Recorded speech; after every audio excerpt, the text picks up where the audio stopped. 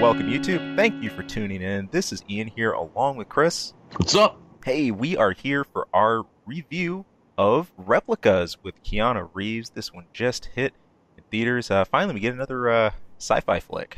Hey, yeah, starting off the year with Replicas with Keanu Reeves, with a movie that should have came out a few months ago, but got pushed back for things we will talk about in this review and discussion.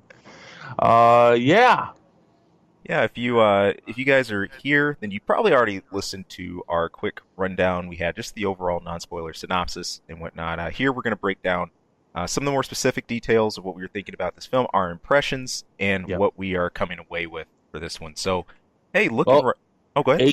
AKA spoilers ahead. Yeah, you have been warned. You have been warned. So, you know, the first vibe I had for this, ever since the trailers, and coming into this film and the first 5-10 minutes or so, this really put me in the whole Johnny Mnemonic stick. Not just because I'm seeing Keanu Reeves, but there's a real 90s feeling about this. And instantly, one of the weights that I was looking to compare this against was Ex Machina with Natalie Portman, and also Johnny Depp's Transcendence. The concept of this film reminded me a little bit of those two. So I had in the back of my mind, I said, all right, this looks like it's in that vein. How well is it going to stack up with those? This is my first time seeing anything from director Jeffrey Nachmanoff. I can't remember anything else I've ever seen of his or whatever, but you've got this theme here of this horrible accident that happens, and I can't help but think of Keanu Reeves himself, because he's actually gone through some really rough stuff in his actual life. So I think this is the right choice of actor here, I think, to do something like this. When you're talking about a horrible accident, are you talking about the accident that happens in the movie, or are you talking about this movie? Maybe a bit of both. But I think it is a bit of both. I'm going to refer to the former first, just with the basic plot line. Yeah, with him, what he's trying to, the way he gets back his family, all the lengths that he goes through to do so, it just becomes a bit of a mess. I think this goes off of its main premise, at least what it starts off as, and sort of devolves. How do you want to even say that? But this analogy, working with the story within the movie, and then the movie itself, is uncanny. Yeah. It just keeps coming out. You're being all technical and talking about things with fancy words. Let me just sum it up. This movie sucks. Sucks. I'm trying to sit here and warm up to it, but my word of the day with this, underwhelming, is ultimately what I feel about this. And I don't think that's from overhype. This is no. There's definitely not overhyped. No. The marketing for this movie was slim, very slim. We both wanted to see this one. In fact, the first showing we thought we were going to have, it just wasn't in our town, wasn't in theaters yet. But it didn't come out. No, we just didn't even have it. Come out. And I'm pretty sure this thing got pushed back a few more months for them to give an opportunity to try to salvage it. Yeah, it certainly feels like it. Yeah. And just with the focus of this one too, there's a focus. Yeah, I said with the focus or lack thereof. Okay. What it begins with to where it tries to go, especially in the later half, when you get some heavy iRobot and RoboCop vibes even. I just don't. It just didn't gel. Look, a big part of that, I think, kind of plays to some of the screenplay with it. The cast really didn't have a whole lot of room to breathe with this. We have these the analogies are great. I'm trying, man. We got these big moments, and then you just sort of move to the next scene, and then to the next thing, and to the next thing, and it just... Because three of them drown. Yeah. No, look, okay, I kid and I rib because I care. The idea and the premise for this movie were there, and it was strong. And I completely agree, especially someone like Keanu Reeves, who doesn't get to do every role he wants to do, but it is very selective about the ones that he does. And there was a much different movie here. I got some vibes from Overlord, which came out last November, around the same time, where you can tell that there was a much bigger, more in-depth movie here than what we got. And Yeah, I mean, especially when you're saying about No. focus, and I'm commenting on lack thereof. That's because at the third act, this movie just takes a far right turn, Yeah. and some could say that it was a creative decision. I would call BS, because they kept what appears to be at least a lot, if not everything, of the groundwork they were putting in about the issues that could happen from these people being clones Right. and what kind of ramifications that could happen from that. But then at the end, it's like, it doesn't matter. Now they're all in trouble, and we went from psychological movie to, what you said, like a '90s action flick. Right. Right. And while it altogether didn't come out of nowhere, it basically did, and it took away everything that they were building up to at that point. But I mean, this thing, in my opinion, feels like it's been chopped down, with a lot of the creative context, quality Yeah. being taken out. I think they were like, well, we got to cut it down. We probably did some test screenings and they didn't work out. Right. And they got to chop it down for size. And they're like, all right, so now we're going to do some reshoots. This guy's going to try to kill you. And now you got to deal with that. That being said, if I'm correct, and I think I am, obviously, otherwise I wouldn't state it as my opinion, they left a lot in the movie that they shouldn't have. Mm-hmm. And there's some serious plot holes that Gaping. exist. Gaping. So let's get into some specifics. I mean, because I was rooting for this movie the whole time, but early on in the movie, it lost me. In every moment, I'm trying to re-grasp onto the movie after this happens, and it's like, all right, so are you going to make this work out, or are you're gonna fix this in the plot? And that's when William, Keanu Reeves' character, decides, and when he has to decide that he can't clone everybody again. Right. And he has to let one of his family members go. Right. That in of itself is fine, but actually I thought it was really compelling. Mm-hmm. But it's when he decides that he's going to erase this person from basically existence. Yeah. That is absolutely ridiculous. Just like, you can't do that, man. You can't. And I would have been fine with this if there would have been some pretext to this shown throughout the film up until this point, showing that he is a very stupid, smart guy. But there's none. There's no character development showing that he's out of touch with technology, or he's out of touch with this and that. Right. Getting him to the point where he feels that he could make a decision like this and it would actually work. It's just like, no, she's got, well, I'll erase her. Yeah.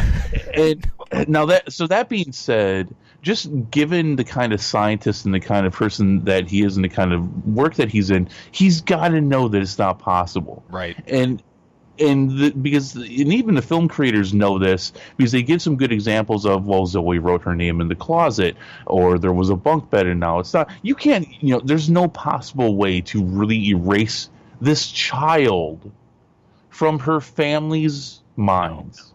No. And it's really very stupid.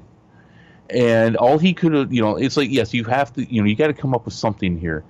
And, you could just, because your car's still missing, by the way, which is something else. They never address the fact that your car's in a lake. They never address this. Unfortunately, there was an accident, and Zoe didn't make it. Right. And not to mention, he doesn't try to address the fact, or the film doesn't even try to address the fact that 20-some days have passed. Right. But they still comment to it with the whole thing with the milk. Yeah. And all that. And now that's even less forgivable, considering he's working with this, this time frame constantly. Right.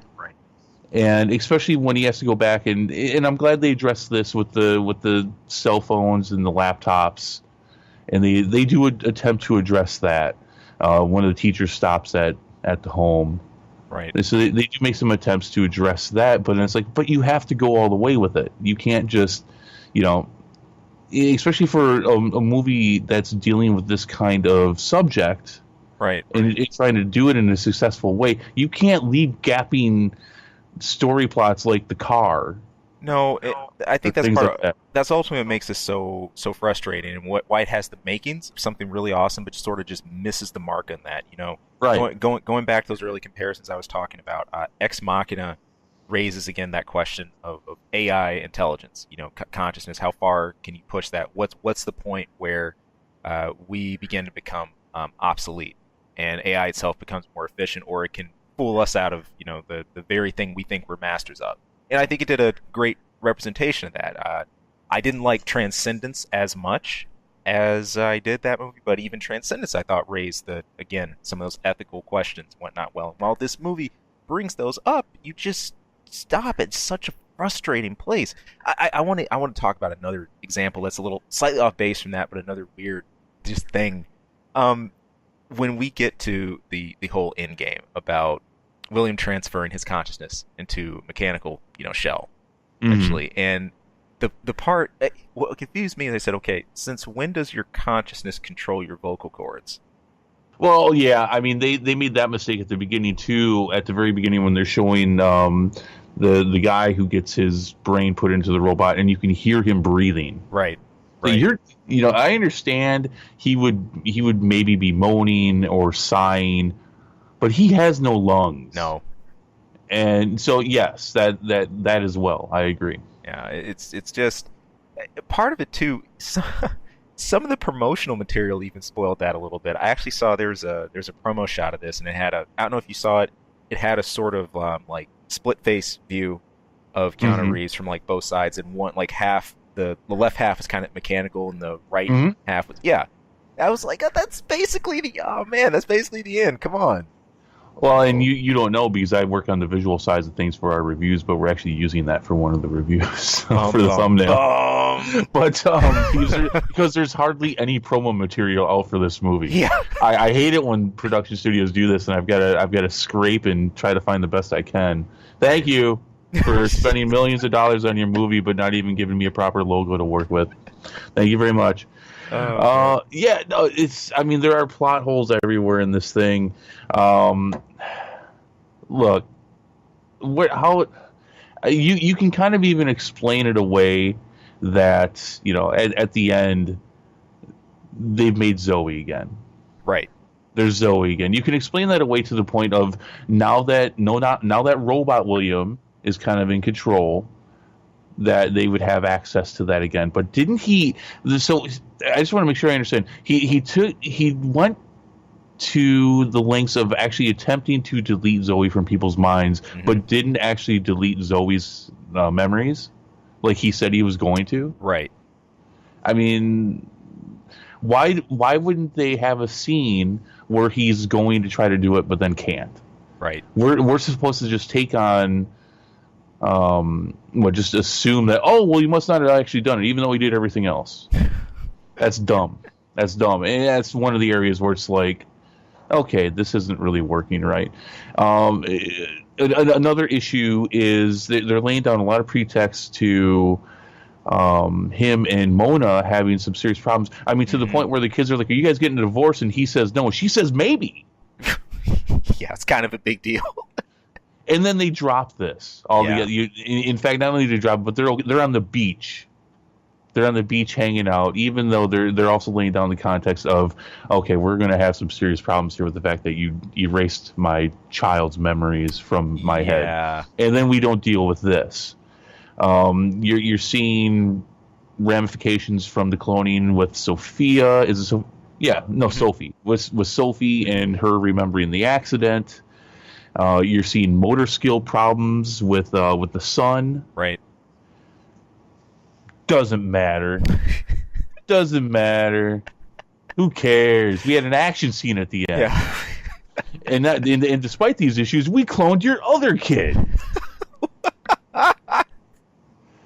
We're seeing serious issues that, and Mona's having some physical problems as well. They show that a couple times. Right. Doesn't matter. Why didn't they remove these things from the film? Yeah. If they didn't matter, which they clearly didn't at the end, Oh. why didn't they remove these things? I don't understand it. There was a lot of these things could have just been edited out. Yeah. No, easily, I easily so. I mean, and I could understand where they're like, well, it'll be a big swerve. No, this is just lazy. What's the buzz of the year? I think we heard this in 2018 about subverting expectations. No, yeah, Right? that's No. that's another way of saying we're lazy as shit. Yeah, it's very lazy, and you can tell that the final what we got for the third act and what we got for final cut of this was not what this movie was intended to be. No. I mean, especially in a film, you mentioned edits. This wasn't anything that had necessarily an over the top budget for huge CGI and Oh, stuff are like you are, that. are you saying that just because of the editing or because of what looked like stop motion animation from 30 years Yeah, ago with the robot? yeah, that goes back into what we were saying about some of the dated stuff, that we see here for it. So when it comes to just working with your basics, like, basic scene editing and stuff, and just doing those kind of chops like that, I don't know. I think that would be conducive to this, but And I'm actually okay. I mean, you can tell there was some really bad CGI in this, and I'm actually okay with that because that's not the focus of this film. no, What bothers me is that it's very random. At times it looks fine, and at times it looks really bad. You have to keep a consistency. right? I mean, we see a lot better CGI now in TV than what we saw in moments Oh of this yeah, film, and that was really disappointing too. Um, yeah, but it's like I said before we started the review. This movie is much like William Foster himself, where it's the dumbest smart thing I've seen in a while. no. Hey, I couldn't think of a better way to word it, man. You know, not to just harp on all the negative here. I will give some positives. It's a good looking film. Besides the CGI issues, where cinematography is pretty good, the cast is good. Oh yeah, I enjoyed the cast from start to finish. And again, I pick on it so much because I'm upset because there was something really good and smart here yes, at some point. And that's why I'm poking at it the way I am because I'm so upset because what we got was not what we should have gotten, and maybe that was poor writing the whole time, and maybe there were other issues along the way. Maybe this wasn't going to be a good movie, yeah. maybe, but there was enough here. There was a foundation and enough here where there could have been something really good here. Maybe some time fleshing out the script more, really, work through Yeah. that to give that some more processing. Could have done more. Let me ask this: do you think in just this is super just screwball offbeat theory that in some way this could have been one of those you know uh, contract style films? And I say that because sometimes in Hollywood actors go through this, like you do X film to go work on your passion project next. It could be. I honestly I haven't done enough background research on this to know. Information on this film as a whole has been scarce, Yeah, and I'm not. It is what it is. I mean, there's a reason why they put this out when they did. right, I right. guess. I mean, they've been talking about this movie since 2017. That's when the first teaser trailer. Golly, So this thing's been pushed back. It's definitely been reworked to all the specifics. I don't know, but what I got was an end result of something that was really sloppy and what looked like a shadow of what it should have been. yeah. But you got the shell for all the right things here, but it just doesn't quite get there.